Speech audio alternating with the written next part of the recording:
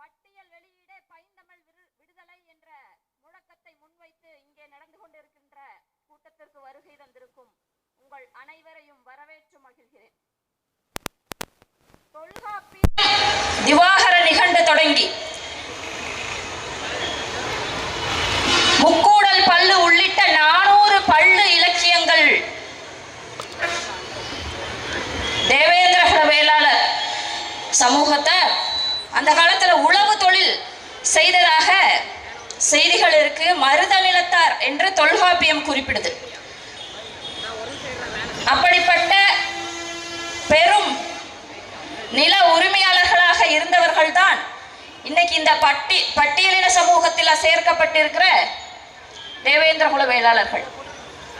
குடும்பர், காலாடி, பண்ணாடி, பள்ளர், தேவேந்திர குலத்தார், கடையர் என்ற 6 பிரிவுகளை ஒன்றாக்கி தேவேந்திர குல வேளாளர் என்று சாதி சான்றிதழ் வழங்கிடவும் தங்களை பட்டியல் பிரிவிலிருந்து வெளியேற்றவும் 100 ஆண்டுகளுக்கு மேலாக இந்த சமூகம் போராடி வருகிறது.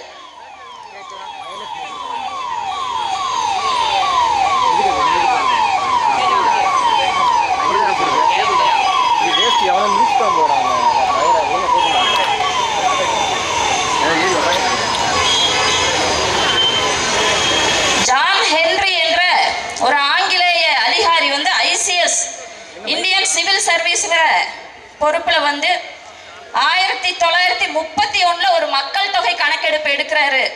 அதுல தேவேந்திர குல வேளாளர்கள் பிற்படுத்தப்பட்ட மக்களாக பிசி என்கின்ற வரையறைக்குள்ளதான் வந்திருக்கிறாங்க. ஆனால் அதற்கு பிறகாக 1936 ஜூன் 6 ஒரு அரசாணை வெளியிடப்படுகிறது. அந்த அரசாணை வெளியீட்டுக்கு பிறகுதான் இந்த சமூக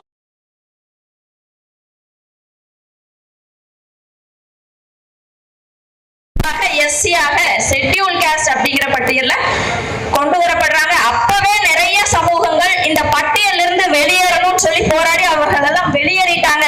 ஆனால் இந்த சமூக மக்களுக்கு ஒரு சென்ட்ரலைஸ்டு லீடர், ஒரு பெரும் தலைவரை கிடைக்கல. இவங்களுக்காக போராடி அந்த பட்டியலில் இருந்து வெளியேறதுக்காக. அதனால் அந்த இடத்துல இவர்கள் அந்த வாய்ப்பை தவற விடுறாங்க. இவர்கள் எப்படிப்பட்ட பெருமை வாய்ந்தவர்கள் பாத்தீங்கன்னா 63 நாயன்மார்கள் 18 பேர் தேவேந்திர குல வேளாளர்கள். இன்னைக்கும் மதுரையில் நடக்கிற மீனாட்சி தெப்பத் திருவிழாவுல அடுப்பனாடி குடும்பருக்கு தான் முதல் மரியாதை. இன்னைக்கும் மதுரையில் நடக்கிற நாட்டு நடவு திருவிழாவுல வயலுக்குள்ள பல்லர் சமூகம் தான் முதலாக வர வேண்டும்.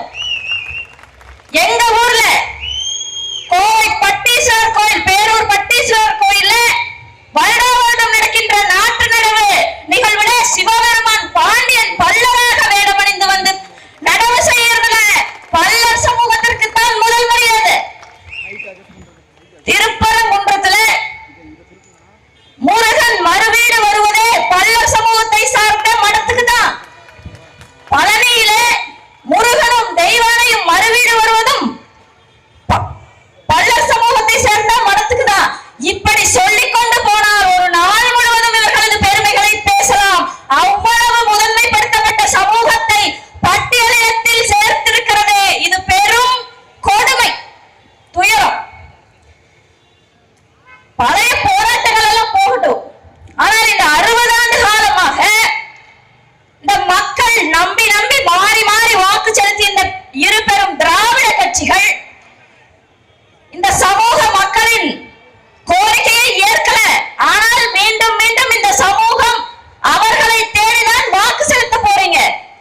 கொஞ்சம் சிந்திச்சு பாருங்க. இவர்கள் ஏன் இந்த சமூகத்தை பட்டியலில் இருந்து நீக்க மாட்டேங்கிறாங்க? அதெல்லாம் ஒரு பெரிய விஷயமே இல்லைங்க. பட்டியலில் இருந்து நீக்கிறது தமிழ்நாடு அரசு ஒரு குழு அமைக்கணும். அந்த குழு இவர்கள் வைக்கின்ற கோரிக்கை எல்லாம் உண்மையா அப்படின்னு ஆராயணும். ஆராய்ந்து முதலமைச்சருக்கு அவங்க அறிக்கை தாக்கல் செய்வார்கள். முதலமைச்சர் அந்த அறிக்கையை மத்திய அரசுக்கு அனுப்பணும். அதுக்கு கான்ஸ்டிடியூஷன் ஆஃப் இந்தியாவுல இருக்குது, அமெண்ட்மென்ட் பண்ணி வச்சிருக்காங்க. இந்த முதலமைச்சர் ஒருவர் நினைத்தால் போதும் இந்த பட்டியல் வெளியேற்றம் சர்வசாதாரண அசால்ட்டா வெளியேறி போயிரு இந்த பட்டியலில் இருந்து இந்த சமூக மக்கள். ஆனால் எந்த முதலமைச்சரும் மனசு வைக்கல, நினைக்கவே இல்லை இவர்களை பற்றி ஏதோ தேர்தல் நேரத்துல செய்யணும்னு சொல்றாங்க, அதன் பிறகாக அப்படியே போட்டு வச்சிடறாங்க கிடப்புல. அப்போ முக்கியமாக இந்த திராவிட முன்னேற்ற கழகம் அவர்கள் எத்தனை தடவை வந்தாலும் இவர்களோட கோரிக்கையை ஏற்று இவர்களை பட்டியலிருந்து வெளியேற்ற போவதில்லை. ஏன்னா பாருங்க, இந்த பட்டியல் SC ST அப்படிங்கறதுல SCக்கு 15 விழுக்காடு இருக்குது இடஒதுக்கீடு. நம்ம இடப்பகிர்வுன்றோம், இடஒதுக்கீடு. ஒரு 1 கோடி பேர் இருக்காங்கன்னு வைங்களேன், தேவேந்திர குல வேளாளர் 1 கோடி பேர். நான் சொல்றேன் ஒரு எடுத்துக்காட்டுக்கு, தமிழ்நாட்டுல அந்த 1 கோடி பேரை அந்த பட்டியலிலே இருந்து எடுத்து எதுல சேர்ப்பீங்க? ஒன்னா BCல சேர்த்தோம், இல்லைன்னா MBCல சேர்த்தோம்.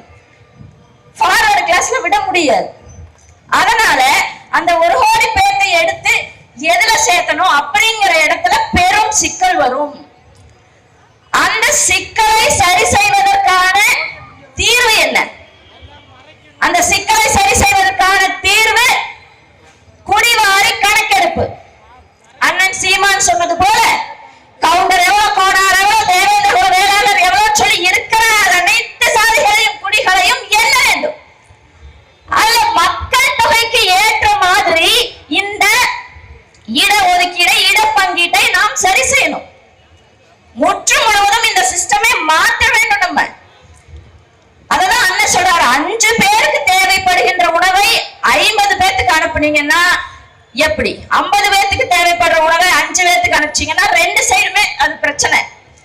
அதனாலதான் ஒரு மக்கள் குடிவாரி கணக்கெடுப்பு எடுத்து அதற்கேற்ற மாதிரி இந்த இடப்பகிர்வை செய்யணும் அப்படின்னு நாம சொல்றோம். ஆனா இந்த திமுக அதை செய்தால் என்ன ஆகும்? நம்ம எல்லாரும் சரி எங்களை எண்ணுங்க எண்ணுங்கன்னு நாம சொல்றோம்.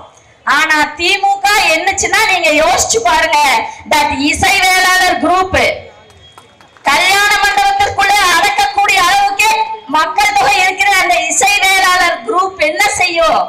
மக்களுக்கு தெரிஞ்சு போகும்.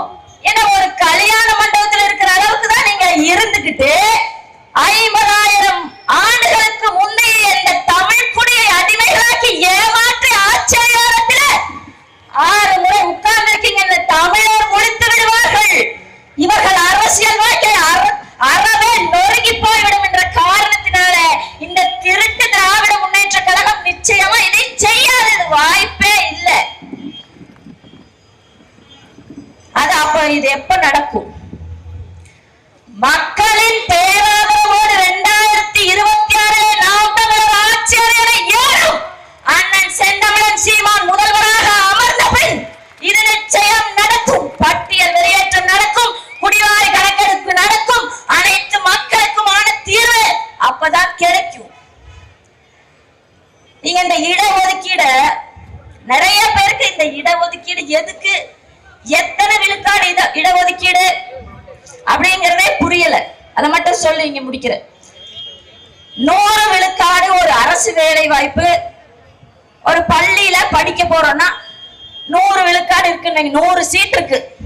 அதுல 50 சீட்டு BC என்று சொல்லக்கூடிய பிற்படுத்தப்பட்ட வகுப்பினர் அப்படிங்கிறாங்க.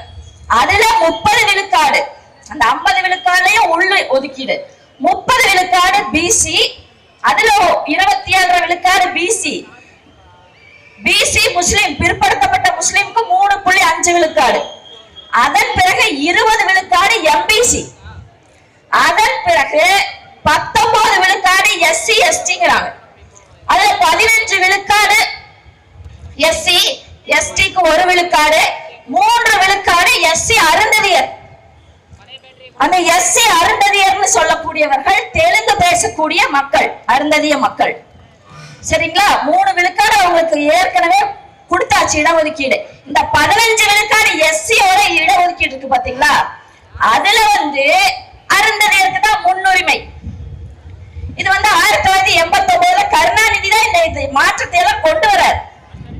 அந்த 15லயும் அருந்ததியருக்கு முன்னுரிமை, அந்த 3 விழுக்காடு அருந்ததியருக்கு நேரடியான இடஒதுக்கீடு.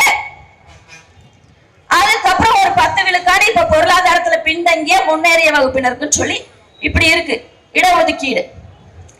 அப்போ இடஒதுக்கீட்டுல கூட ஸ்கேம், அதுல ஒரு ஊழல் பாருங்க.